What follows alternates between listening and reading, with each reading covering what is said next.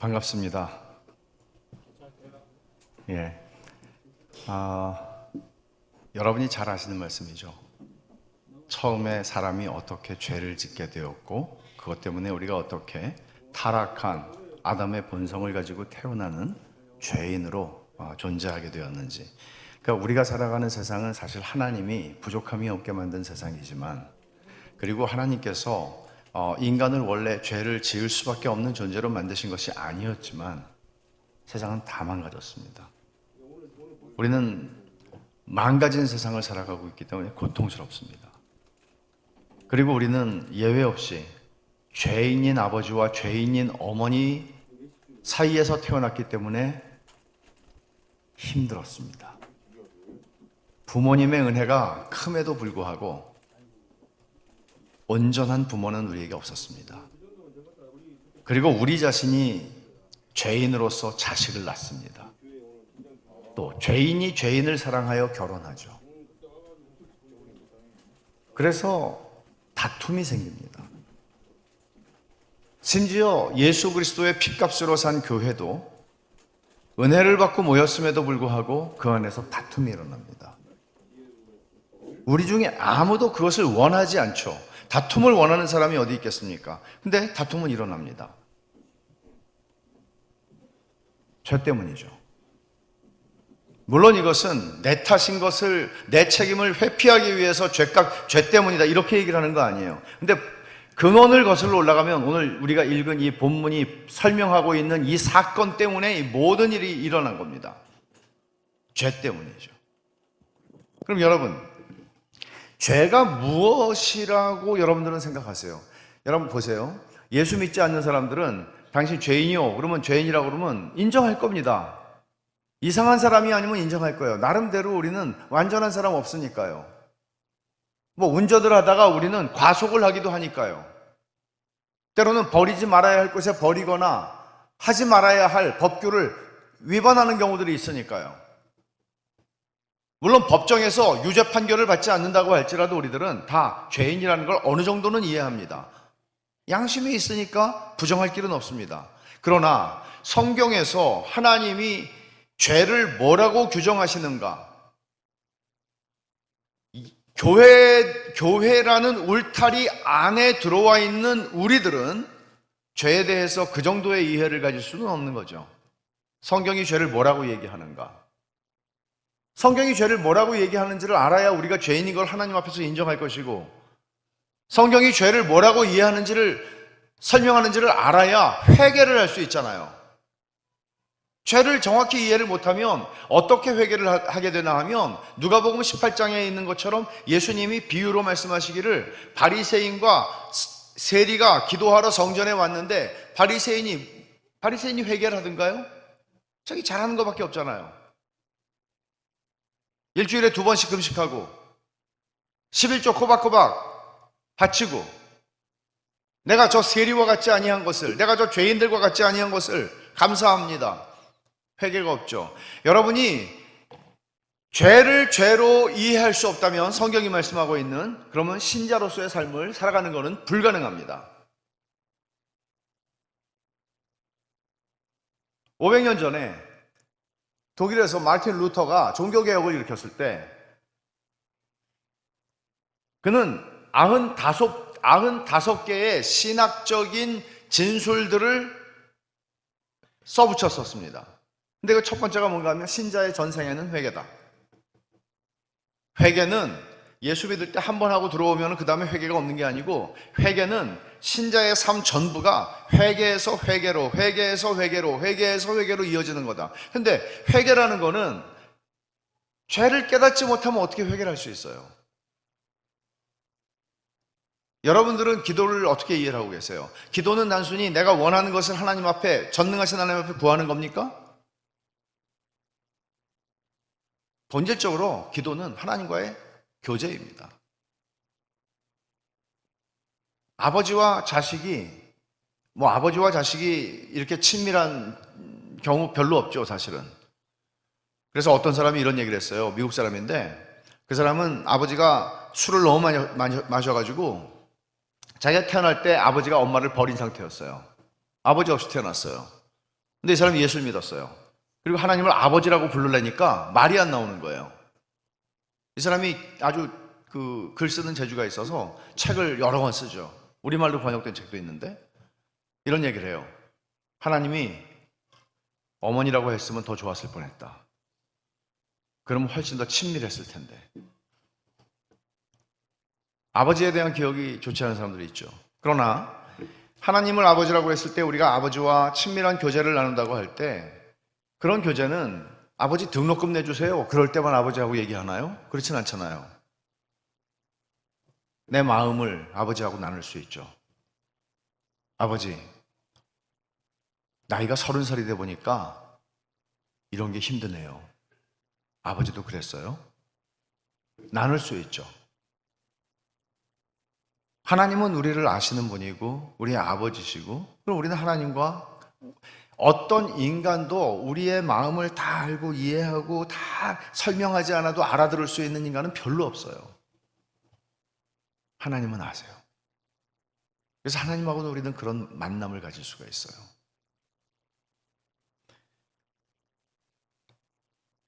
거기에는 우리의 죄의 고백이 들어가죠. 그냥 우리는 자꾸 넘어지니까. 그죠? 문제는 죄가 뭐냐? 죄가 뭐냐? 오늘 우리가 읽은 말씀은요, 하나님의 기소장이에요. 그러니까 하나님이 검사가 되셔서, 검사들이 뭘 해요? 검사들은 이 사람이 죄인인 것을 기소장을 써서 기소를 하는 거예요. 그러면 죄가 성립된다는 걸 증명해야 돼요.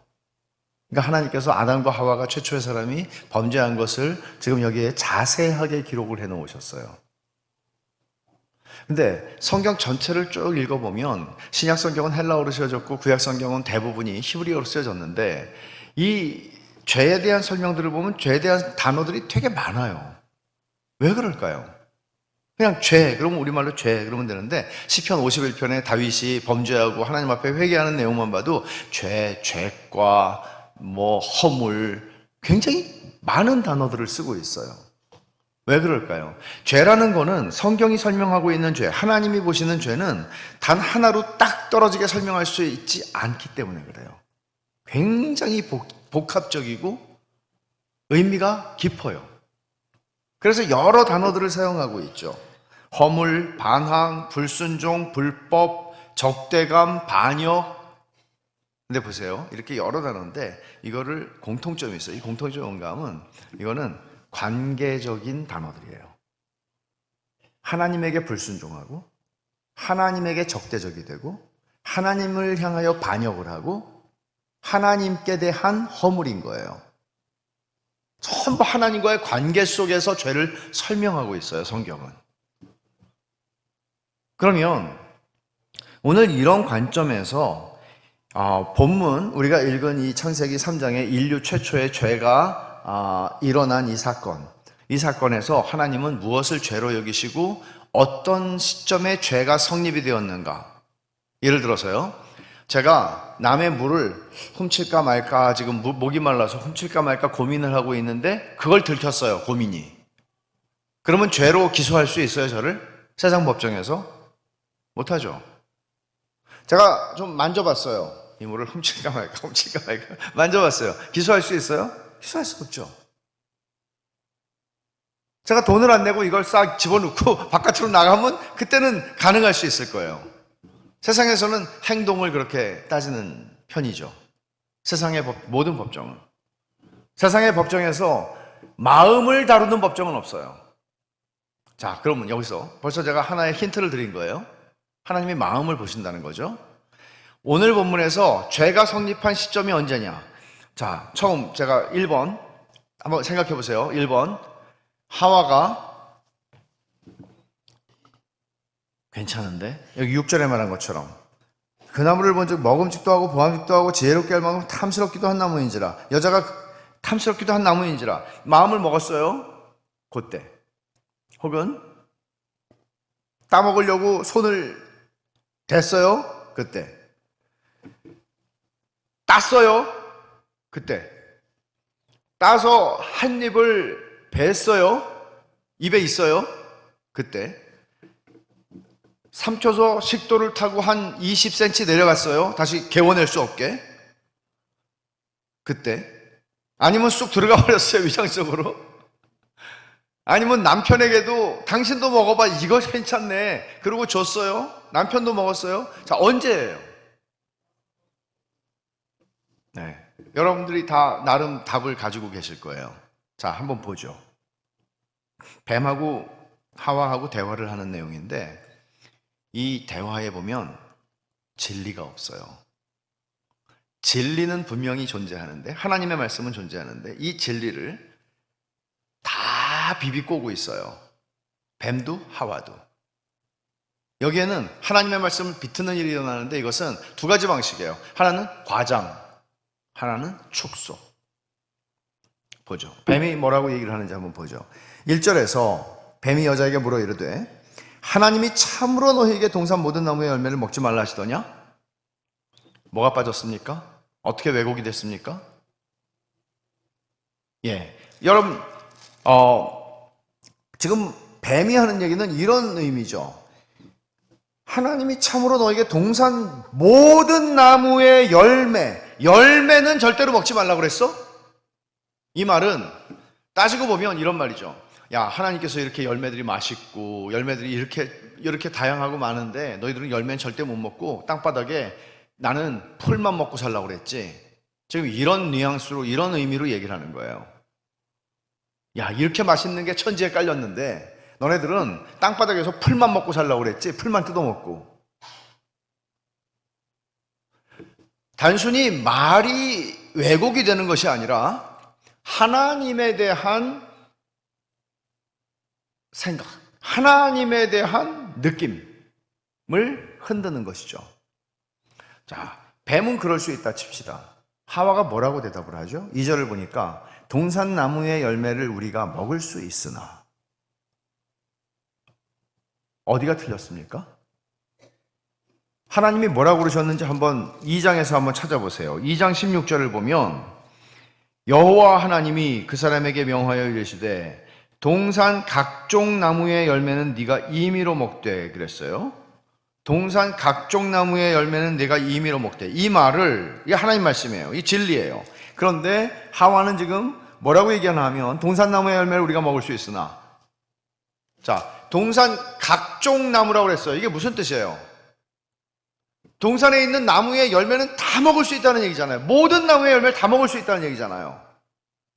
게다가 어떻게 먹으라고 그랬어요? 하루에 한 알만? 아침에 한 알, 점심에 두 알, 저녁에 한 알? 이걸 어기면 죽으리라? 네 먹고 싶을 때 먹고 안 먹고 싶으면 먹지 말고 임의로 네 마음대로 하라고. 네 마음대로 하라고. 근데 하와는 벌써 뱀이 하는 말을 듣고, 아니 열매 먹기는 해, 먹을 수는 있어, 이렇게 얘기하잖아요. 하나님은 다 줬어요. 근데 하와는 지금 뭐라고 얘기하나 하면, 아니 뭐 먹을 수도 있어 우리가 이렇게 지금 얘기하는 거예요. 다 먹으라 그랬는데. 벌써 뭐가 보이죠? 이어서 하와가 또 얘기합니다. 3절에 동산 중앙에 있는 나무의 열매는 하나님 말씀에 너희는 먹지도 말고 만지지도 말라. 너희가 죽을까 하노라. 하나님이 동산 중앙에 있는 나무의 열매를 먹지 말라고, 먹으면 죽는다 그랬어요? 아니면 다르게 말씀하셨어요? 선악을 알게 하는 나무의 열매를 먹으면 죽는다 그랬죠. 근데 하와는 지금 뭐라고 얘기하죠? 동산 중앙에 있는 나무의 열매는 하나님 말씀에 너희는 먹지도 말고 만지지도 말라. 너희가 죽을까 하노라. 어떤 차이가 있어요? 동산 중앙에 나무가 뭐가 있었어요? 두 개가 있었죠. 생명나무와 선악을 알게 하는 나무가 있었어요. 근데 왜 하와는 선악을 알게 하는 나무의 열매를 먹으면 죽는다고 했는데, 하나님은 왜 하와는 선악을 알게 하는 나무라고 말하지 않고 동산 중앙에 있는 나무의 열매를 먹으면 죽는다고 얘기를 하는 거예요? 왜 그럴까요? 아마도 선악과를 먹기 전에 생명나무 실과를 먹었다 안 먹었다, 여러분들은 어떻게 생각하세요? 먹을 수 있었다, 먹을 수 없었다? 애매해요. 그래서 학자들이 둘로 나눠지기는 해요. 그렇지만 안 먹었을 거라고 보는 입장이 더 많긴 해요. 왜 그런가 하면 요한계시록에 이기는 자에게는 내가 생명나무 과일을 먹게 하겠다 상으로 주시잖아요. 이 말은 무슨 뜻인가 하면 아담과 하와가 선악과를 따먹지 않는 하나님의 시험을 보고 있는데 그 시험을 통과하면 하나님께서 생명나무 가시를 선물로 상으로 주시려고 예비하셨다, 이렇게 보는 관점들이 많이 있어요.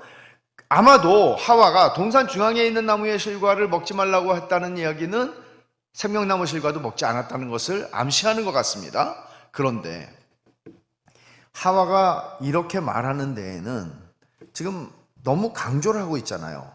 하나님이 먹지 말라고 그랬는데 만지지도 말라고 그랬대요. 만지면 죽는다고. 아마 하와가 하마터면 이렇게 말할 뻔했을 것 같아요. 너희는 먹지도 말고 만지지도 말고 쳐다보지도 마. 쳐다보는 순간 죽어. 이 말은 무슨 말이에요? 너희는 동산 중앙에 있는 나무 거기 지나갈 때는 눈 깔고 다녀.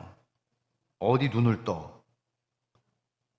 이건 어떤 의미예요? 이런 식으로 지금 하와는 얘기를 하고 있는 거란 말이에요. 이것은 하나님에 대해서 하나님을 뭔가 하나님의 선하심에 대해서 불쾌함이 생기는 거죠. 왜 하나님은 모든 걸 다 누리시면서 나한테는, 나와 내 남편에게는 못하는 게 이렇게 많아? 여러분, 못하는 게 얼마나 많았어요. 하나님께서 여기가 너희 왕이야. 너희가 정복하고 다스려야 돼. 내가 너희에게 이 권리를 준 거야.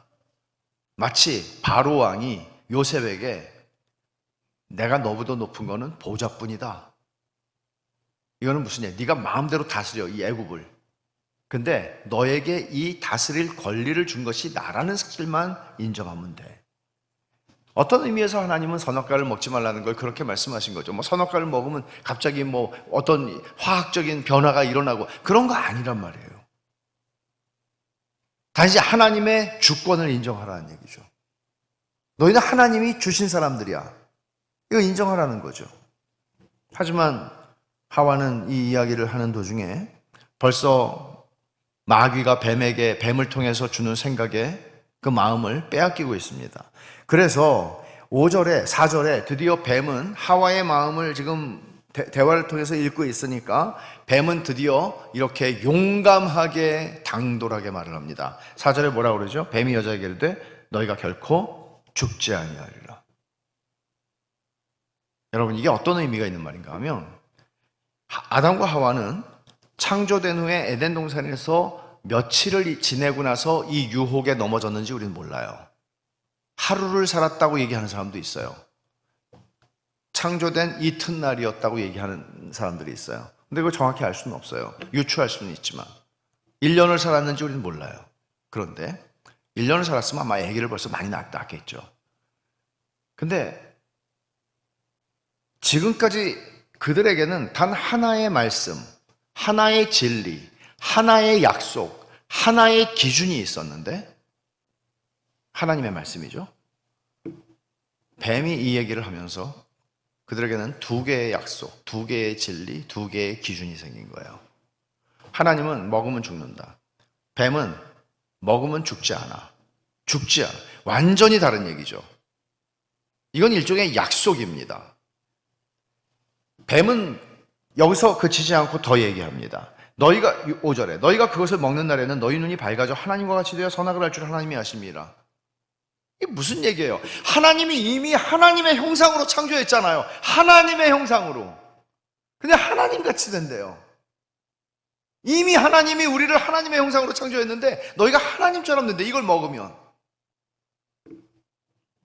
2개의 기준이에요. 2개의 진리가 있어요. 하나는 진짜 진리고 하나는 유사 진리예요. 가짜 진리예요. 지금 우리가 살아가는 삶의 모든 자리가 이런 자리예요. 아침에 정신을 차리고 일어날 때부터 우리는 2개의 약속 사이에서 헤매요. 2개의 진리, 2개의 기준이 우리에게 있어요. 하루 종일 이걸 할 것인가 말 것인가. 하나님이 이걸 기뻐하시지 않는 건 분명한데 이거를 내가 놓치면 다시는 내 인생에서 이런 기회가 주어지지 않을 것 같아. 이렇게 큰 사건부터 해서, 큰 결정부터 해서 아주 소소하고 작은 결정들까지도 우리는 2개의 약속, 2개의 기준, 2개의 진리 사이에서 방황합니다. 하와가 그랬던 것처럼. 하와가 직면하는 이 상황은 며칠을 살았는지 모르지만 생전 처음 만나보는 상황이죠. 그냥 하나님의 말씀 하나만 있었고 그 말씀대로 살았어요. 그 말씀대로 살면 아무 문제가 없어요. 근데 웬걸 하나가 더 나왔네요. 무엇이 진리인지, 무엇이 하나님의 말씀이고 무엇이 마귀가 주는 생각인지 이제는 분별을 해야만 했던 것이죠.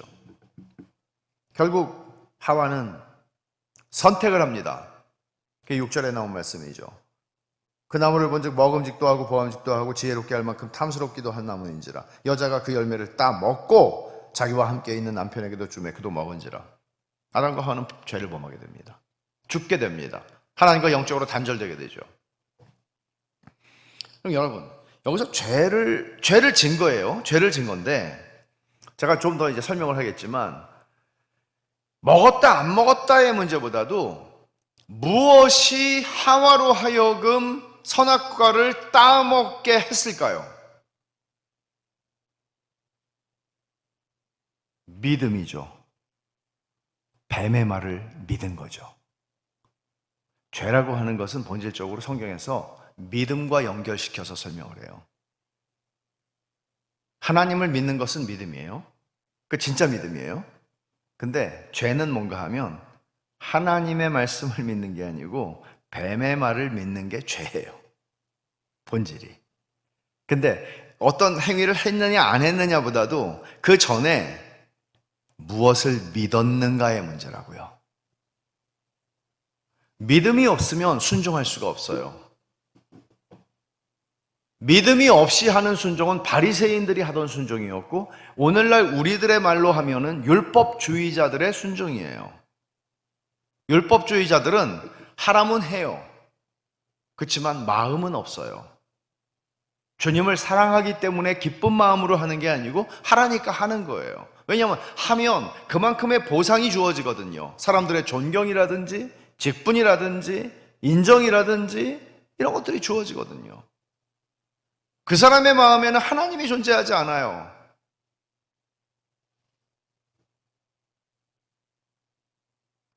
죄는 믿음의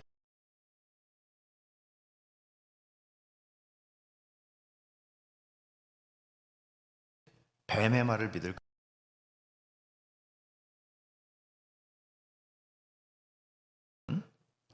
하나같이 약속을 암시하고 있습니다.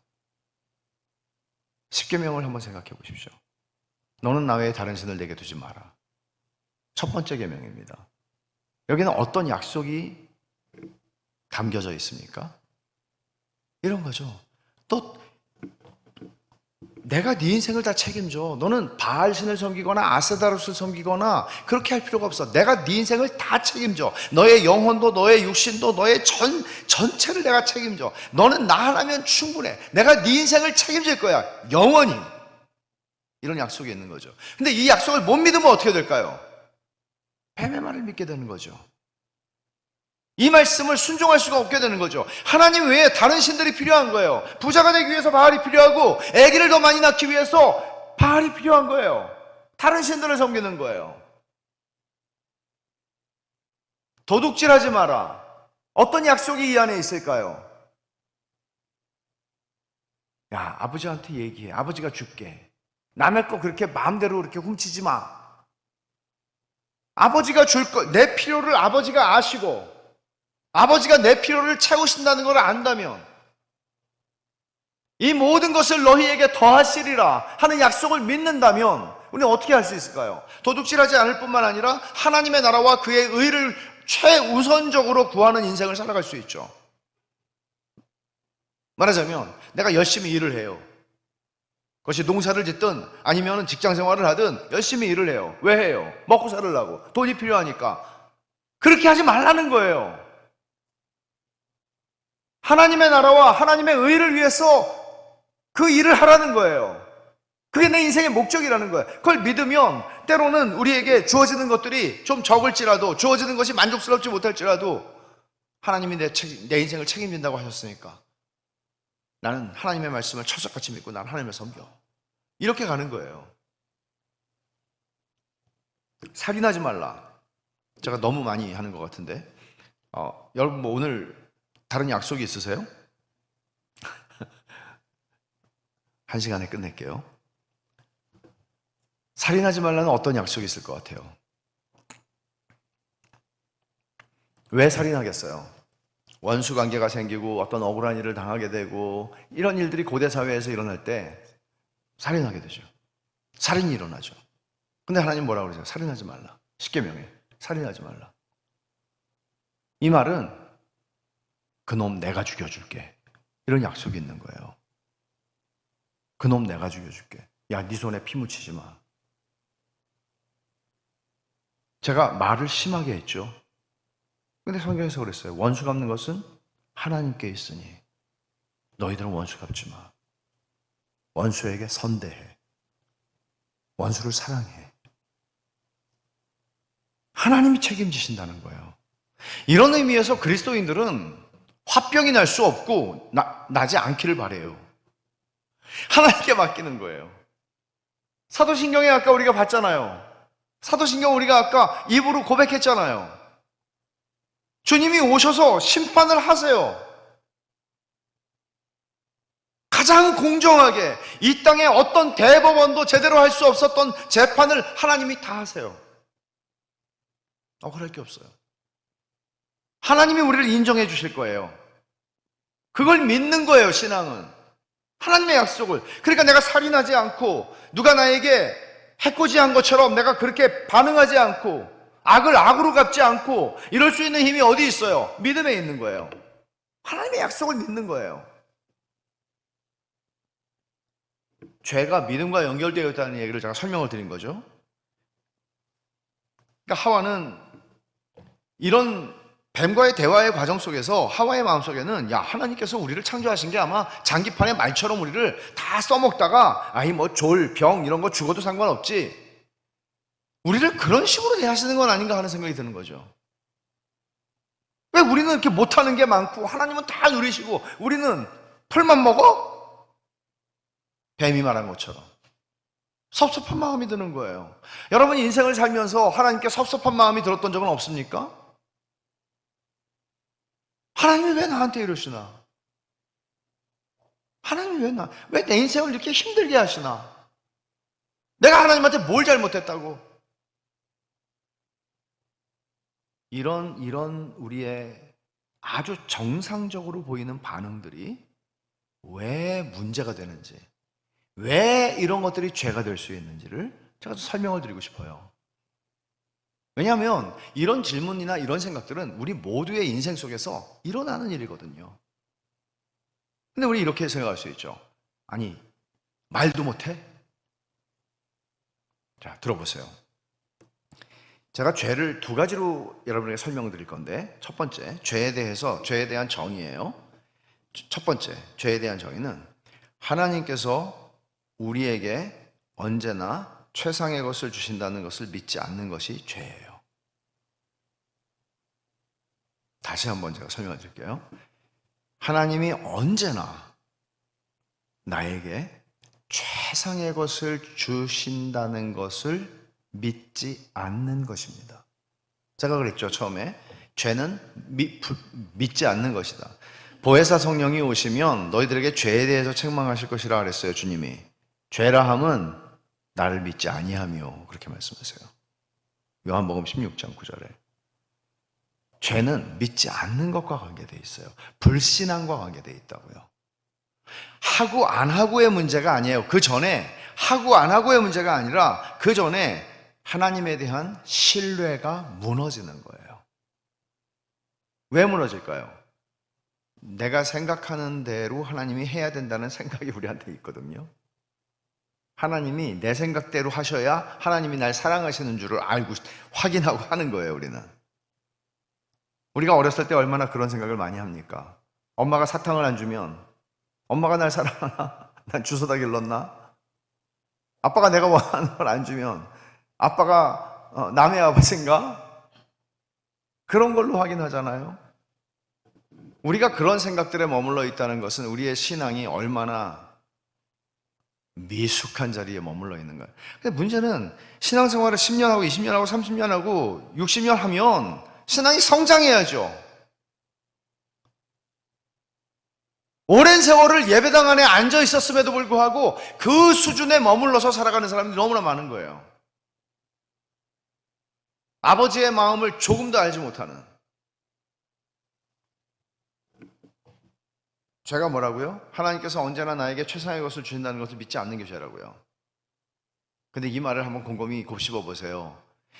여러분이 살아오시면서 60, 70 평생을 살아오시는 동안에 여러분들의 삶에서 하나님이 모든 순간에 태어났을 때부터 지금까지 모든 순간에 언제나 나에게 최상의 것을 주셨다고 여러분이 믿으실 수 있고 고백할 수 있겠어요? 쉽지 않은 문제예요.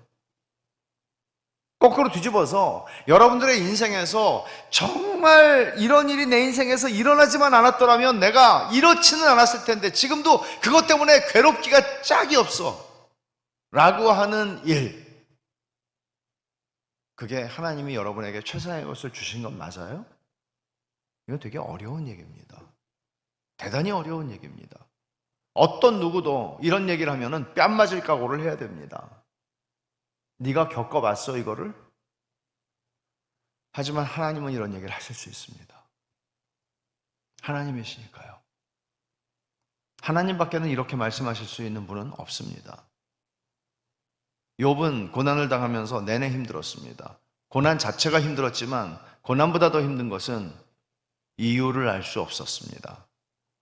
도대체 왜 이런 고난을 내가 당해야 하는지 이유라도 알 수 있으면 좋겠는데, 그러면 회개하든지 그러면 뭔가 납득을 하든지 이유를 알 수가 없는 거예요.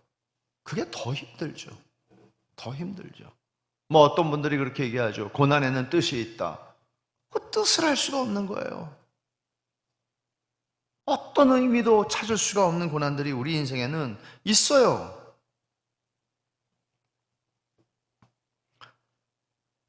여러분, 가톨릭과 로마 가톨릭과 개신교가 다른 점이 뭐예요?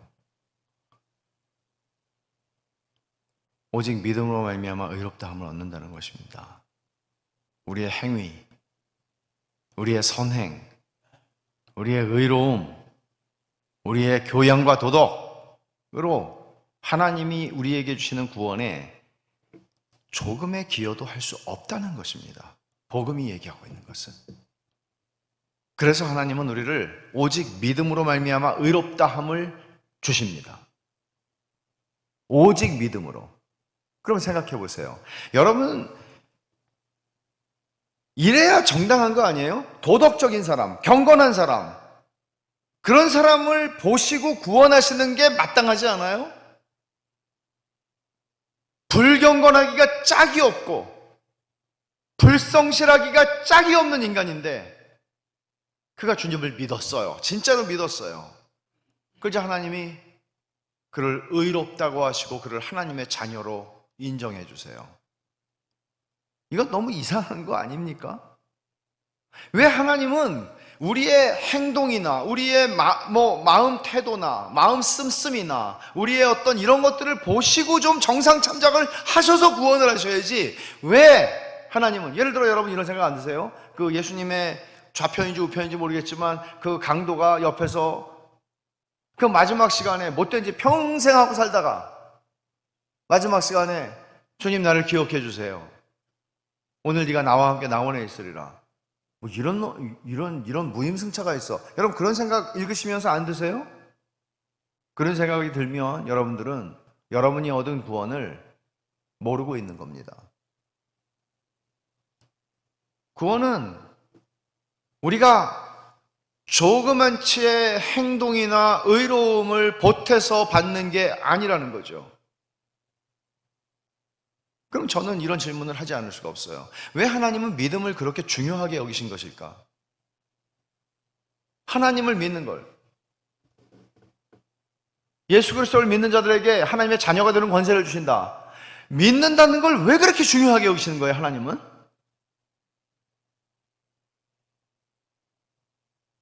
하나님을 거꾸로 뒤집어서 하나님을 가장 욕되게 하고 하나님에게 모욕을 끼칠 수 있는 행동이 뭔지 아세요? 하나님을 향해서 욕하는 거예요. 하나님이 하라고 그러는 거는 하지 말고 안 하고 하지 말라고 그러는 거는 하는 거예요. 아닙니다. 하나님을 가장 욕되게 할 수 있는 것은 하나님의 선하심을 믿지 않는 겁니다. 하나님의 말씀을 믿지 않는 겁니다. 하나님의 약속을 믿지 않는 겁니다. 아, 이거 다 구라야. 그거 다 거짓말이야, 성경. 선하기는 무슨, 선하기는 무슨.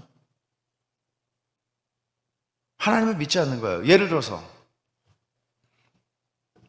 사람 중에서도 뭐 그런 사람이 어디 있겠어요. 사람이 정말 돈이 많은데 너무너무 돈을 잘 쓰는 거예요. 정말 공부하기를 원하는 학생인데 돈이 없어서 헤매는 애들을 대학원까지 유학 가서 박사까지 나가게 하고 그렇게 그냥 베푸는 그런 분들이 있어요.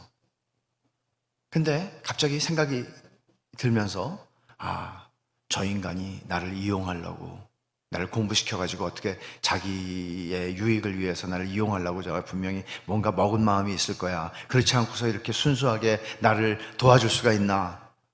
만약에 그분이 그런 생각을 정말 안 하고 순수하게 도와줬는데 그렇게 여긴다면, 그리고 그런 느낌을 나에게 전달한다면 아마 제가 그 사람이라면 저는 최고로 모욕을 당했다고 느낄 겁니다. 내가 선하게 그에게 베풀었던 것 이상으로 만큼이나 모욕을 당한다고 느낄 거예요. 하나님은 무한히 선하세요. 무한히 선하신 하나님을 우리가, 그리고 무한히 선하시고 무한히 완전하시고 전능하셔서 그분을 향해서 우리가 가질 수 있는 태도는 그분을 믿는 거예요. 근데 우리는 의심하죠. 믿어도 될까? 하나님이 왜 이런 식으로 뭔가 내 인생을 이용하시는 건 아닐까? 하나님을 의심하는 것, 하나님의 선하심을 신뢰하지 못하는 것은 하나님을 가장 욕되게 하는 것입니다. 반대로 하나님을 신뢰하는 것이야말로 하나님을 최고로 영화롭게 하는 것이죠. 하나님이 말씀하실 때 그것을 아멘으로 받는 것입니다. 하나님의 의도를요. 탕자의 이야기 여러분 너무 잘 아시잖아요. 탕자가 돌아왔어요. 아버지가 부둥켜 안고 잔치를 벌였어요. 금가락지 끼워주고 아들의 신분으로서의 신을 신겨주고 새 옷을 입혀주고. 근데 문제가 터졌죠. 첫째 아들이에요. 첫째 아들이 열심히 그날도 일하고 돌아오는데 풍악 소리가 울리니까 이게 뭐야? 동생이 왔는데 아버지께서 그를 영접하시고 송아지를 잡았습니다. 그러니까 열이 받친 거예요. 이게 뭐죠? 이거 불공평하다는 거죠. 왜냐하면 나는 아버지의 명을 어김이 없이 수년 동안 순종했는데 저렇게 아버지의 자산을 말아먹은 놈, 그리고 무슨 낯짝에 있다고 돌아왔는데 그거를 벌도 주지 않고 덥석 안아서, 이게 믿음의 도리를 설명하는 최고의 이야기예요. 이 형의 문제는 뭔지 아세요? 형은 자기가 지금까지 아버지의 명을 어김이 없이 순종해서 잘해왔기 때문에 자기는 자격이 있다고 생각한 거예요. 근데 아버지는 나한테 염소 새끼 한 마리도 잡은 적이 없잖아요 라고 얘기하죠. 여러분은 어떠세요?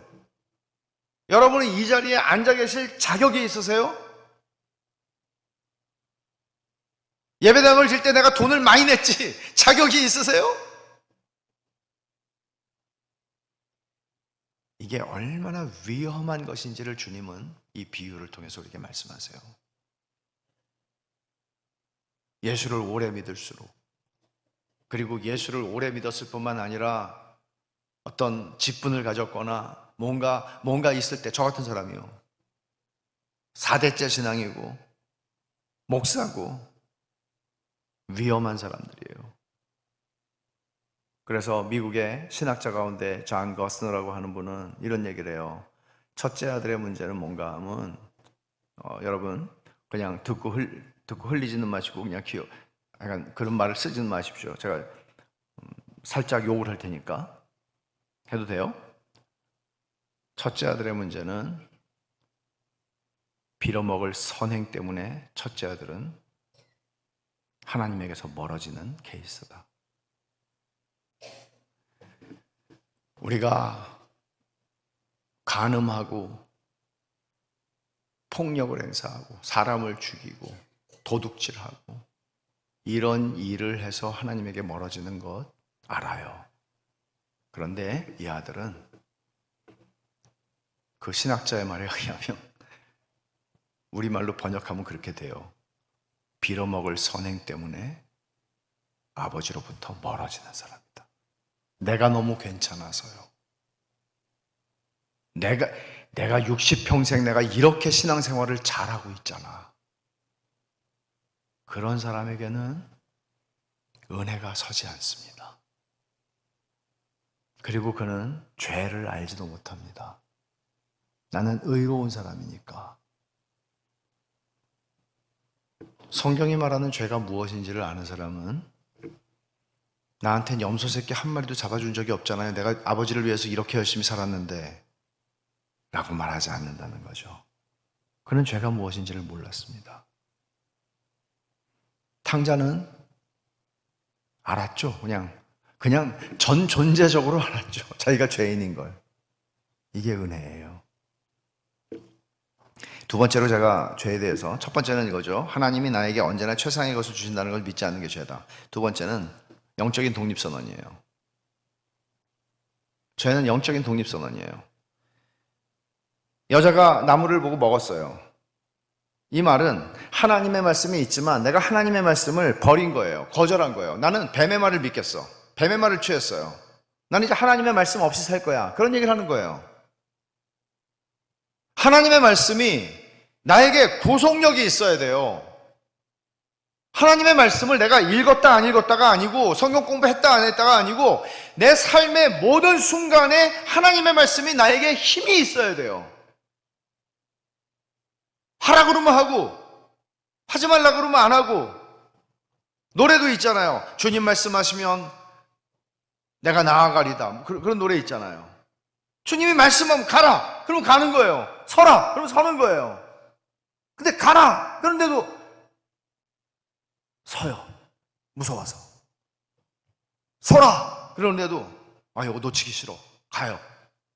하나님의 말씀이 내 삶에 구속력이 없어요. 내 생각이 결정해요. 하나님의 말씀보다 내 생각이 중요해요. 이게 죄라고요. 영적인 독립선언이라고요. 하나님 없이 사는 거예요. 여러분들이 교회를 아무리 열심히 나와도 하나님 없이 사는 거예요. 내 생각대로 사는 거는. 예수님이 너희가 나를 따라오려면 자기를 부인하고, 하나님이 옳죠. 이사야가 55장에서 말한 것처럼 하나님의 생각과 우리의 생각은 달라요. 다른데 어떤 걸 선택할 거예요? 하나님의 뜻을. 하나님의 뜻, 하나님의 말씀, 진리가 내 삶에 영향을 주느냐는 거예요. 교회를 다니느냐가 아니고 하나님의 말씀이 내 삶에 영향력이 있는 힘이냐. 하나님의 말씀, 하나님이 왕이냐 나에게. 하나님이 나의 주인이시냐. 이런 문제죠. 여러분, 이거를 마태복음 19장에 보면 두 케이스가 나와요. 부자 청년이 나와요. 부자 청년은 내가 어떤 선한 일을 해야 영생을 얻으리까 예수님에게 나와서 얘기해요. 이 사람 부자예요. 젊어요. 그리고 누가복음에 보면 이 사람은 관원이었는데 정치 지도자라는 소리예요. 말하자면 최고의 성공을 누리고 살아가는데 심지어 젊어요. 그리고 이 사람은 예수님이 십계명을 얘기하니까 내가 어려서부터 다 지켰대요. 이 사람은 종교적으로도 정상에 서 있는 사람이에요. 부족한 게 없어요. 근데 주님한테 제가 부족한 게 있나요? 라고 물어보죠. 그래서 주님 뭐라고 그러세요? 네가 너에게 있는 소유를 다 팔아서 가난한 자들에게 나눠줘라. 그리하면 하늘에서 너에게 보화가 있을 거야. 그리고 나를 따라라. 주님은 이 청년을 제자로 부르셨어요. 이게 웬 떡입니까?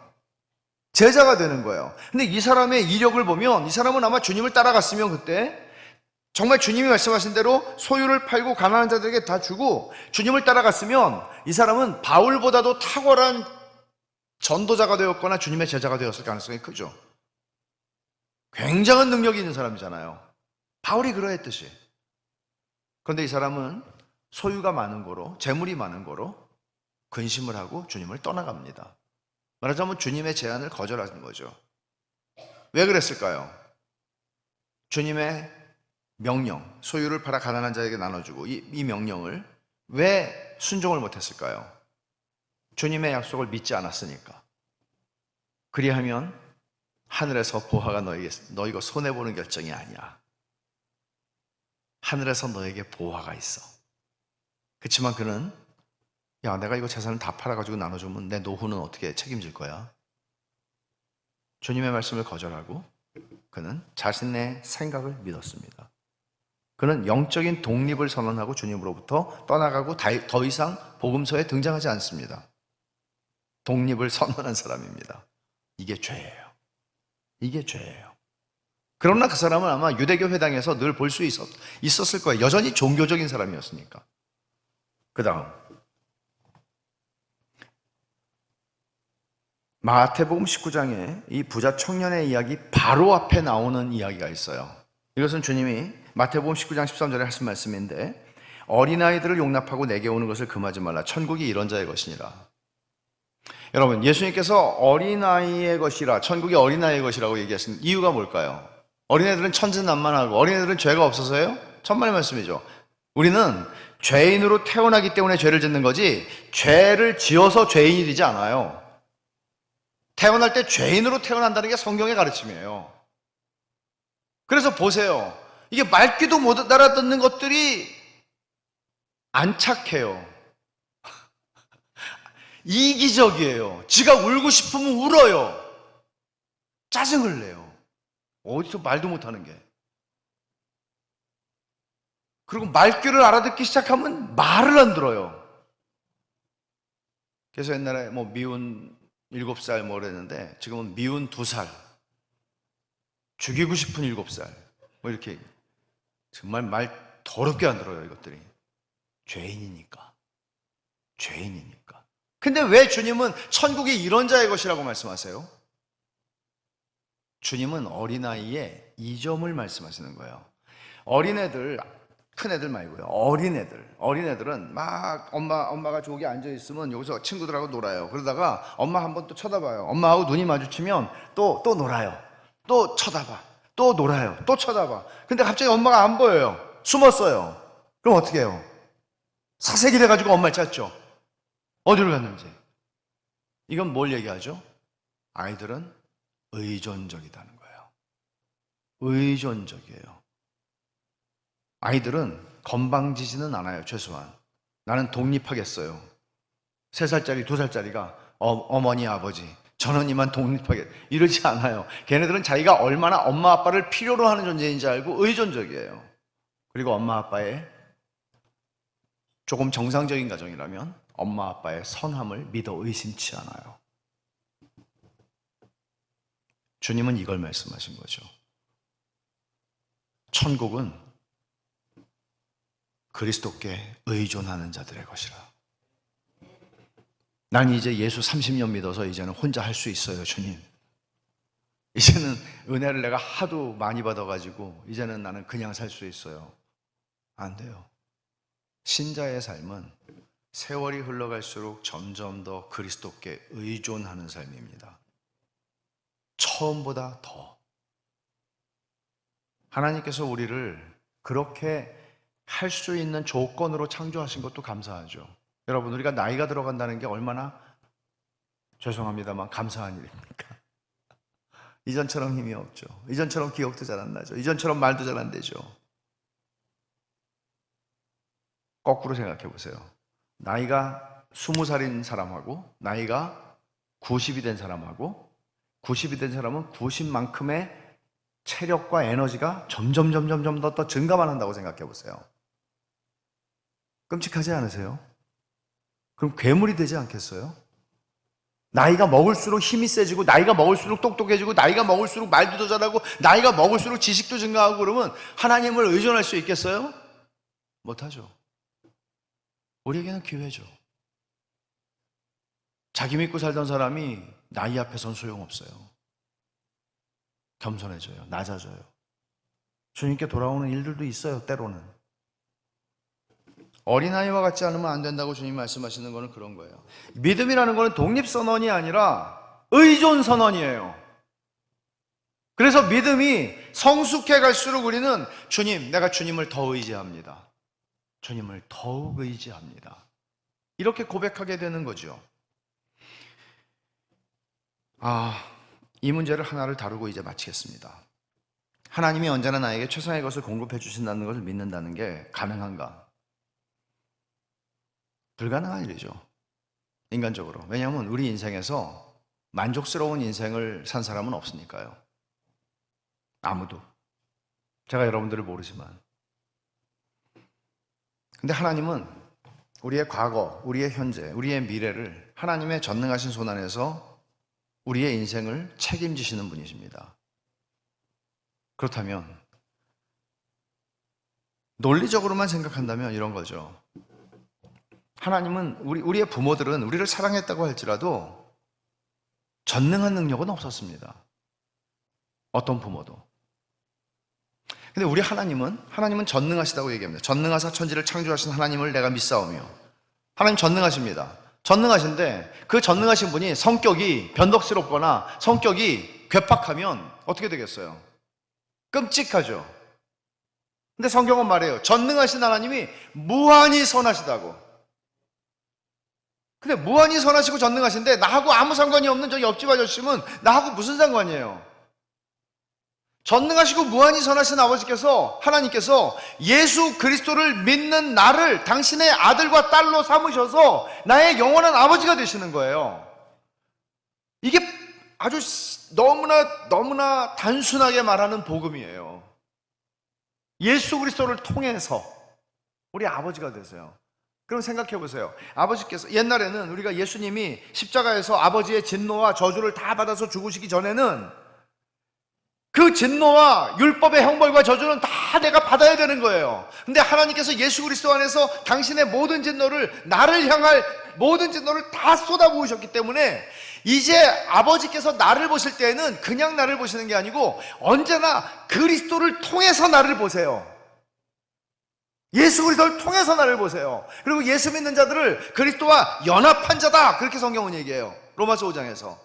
이 말은 무슨 말인가 하면 예수님을 보시듯이 나를 보신다는 거예요. 예수님을 보시듯이 나를 보신다는 거예요. 예수님이 누리는 모든 권세와 영광을 내가 누리게 하신다는 거예요. 그렇다면 나는 아직도 형편없는 사람인데 하나님께서 예수 그리스도를 통해서 나를 아들로 딸로 삼으신 다음에는 나에게 주실 것은 사랑과 선밖에는 없어요. 여러분도 이렇게 생각하지 않으세요? 내가 하나님한테 불순종했어, 넘어졌어, 죄를 졌어. 그러면 하나님이 분명히 나를 한번 치실 거야. 그냥 넘어가지 않아. 하나님이 나를 어떻게, 내 사업을 망가뜨리든지 내 자식들을 어떻게 하든지 뭔가 하실 거야. 하나님은 그런 하나님 아니세요. 왜냐하면 우리가 받을 모든 형벌을 예수 그리스도께서 다 받으셨기 때문이에요. 하나님이 우리들에게 주실 것은 사랑밖에 없어요.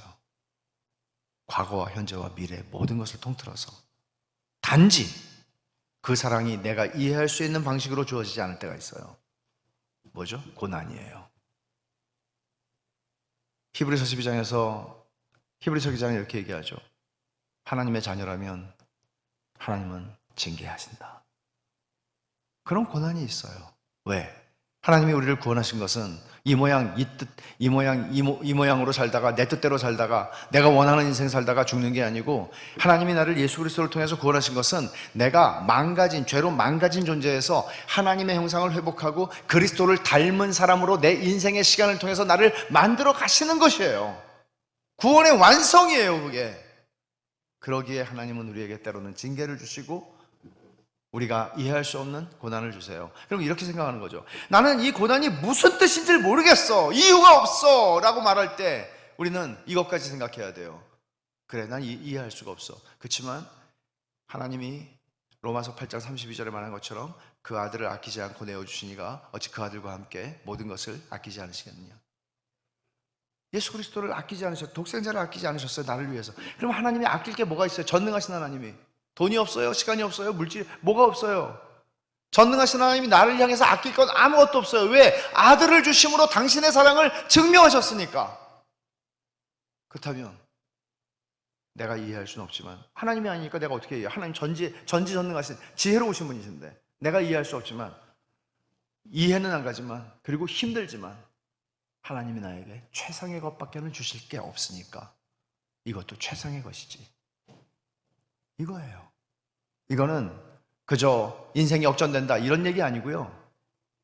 하나님이 우리의 인생 가운데 주시는 모든 순간은 최상의 것입니다. 이 사실을 복음 안에서 확인하게 되면, 그리고 이 사실을 복음을 통해 하나님의 선하심을 믿음으로 바라보게 되면, 우리는 우리의 삶의 고난의 자리에서도 원망과 불평이 나올 수밖에 없는 자리에서도 신비한 경험을 하게 되죠. 주님, 나는 이해할 수 없고 너무 힘들지만 주님이 저에게 최상의 것을 주시는 줄을 저는 알아요. 이거는 의심하지 않습니다. 하나님 나의 아버지시니까요. 그리고 우리는 그 고난의 터널을 지나가는 거예요. 그렇게 해서 우리는 마지막 천성문에 도달하게 되는 겁니다.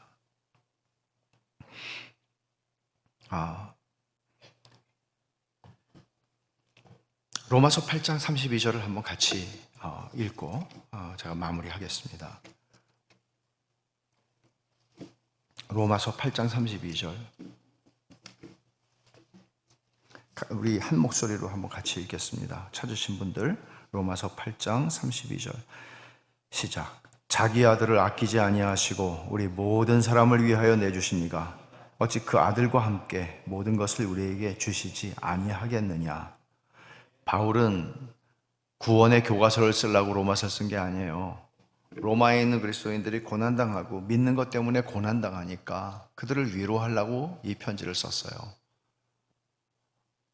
그 위로는 복음이었어요. 그래서 로마에 있는 그리스도인들이 36절에 바울이 시편을 인용해서 말하는 것처럼 종일 주를 위해 죽임당하게 되며 도살당할 양같이 여김을 받았나이다. 예수 믿는 것 때문에 조롱당하고 예수 믿는 것 때문에 이렇게 당하고 저렇게 당하고 살아가는데, 바울이 주는 위로는 이거예요. 하나님이 너희들을 버렸기 때문에 너희가 고난당하는 게 아니야. 하나님이 외면해서 너희가 고난당하는 게 아니야. 하나님이 아들을 아끼지 않고 너희를 위해서 주셨잖아. 이게 복음이잖아. 그럼 하나님이 아낄 게 없어. 그리고 하는 말이 이거죠. 뒤에만 그냥 읽어보면 38절에 내가 확신하노니 사망이나 생명이나 천사들이나 권세자들이나 현재일이나 장래일이나 능력이나 높음이나 기쁨이나 다른 어떤 피조물이라도 우리를 우리 주 그리스도 예수 안에 있는 하나님의 사랑에서 끊을 수 없으리라. 우리가 죽음이 우리에게 임한다 해도 죽음도 그리스도 예수 안에 있는 하나님의 사랑에서 우리를 끊어낼 수 없어. 죽음도 유익해. 장래에 무슨 일이 일어날지 두렵지. 근데 무슨 일이 일어나 상관없어. 그것도 다 유익해. 그리스도 예수 안에 있는 하나님의 사랑에서 우리를 끊을 수 있는 건 없어. 이보다 큰 위로는 없죠. 그러니 죄는 무엇입니까? 이 하나님의 선하심을 신뢰하지 않는 것입니다. 우리는 하나님을 신뢰하지 않을 만한 조건 속에 처했을 때조차도 하나님의 선하심을 놔버렸던, 하나님의 선하심을 믿지 않았던 우리의 죄를 하나님 앞에 고백하게 되는 것입니다. 하나님, 제가 의심했습니다. 믿음이 없어서. 너무 힘들어서 제가 하나님을 원망했습니다. 근데 하나님은 선하신 분이십니다. 이걸 배워가는 것이죠. 기도합시다. 하나님 아버지, 감사합니다. 하나님은 저희들의 삶의 모든 환경과 처지와 상황 속에서 언제나 선을 베푸시는 하나님이신 것을 인하여 감사합니다. 예수님을 독생자를 아끼지 않고 내어주신 하나님께서 저희들을 위해서 아끼실 것이 아무것도 없다는 사실을 확인하며 감사합니다. 일평생 사는 동안 하나님이 저희에게 베푸시는 선하신 은혜를 감사하게 하시고 기뻐하게 하시고 하나님의 선하심을 찬송하게 하옵소서. 예수님의 이름으로 기도하옵나이다.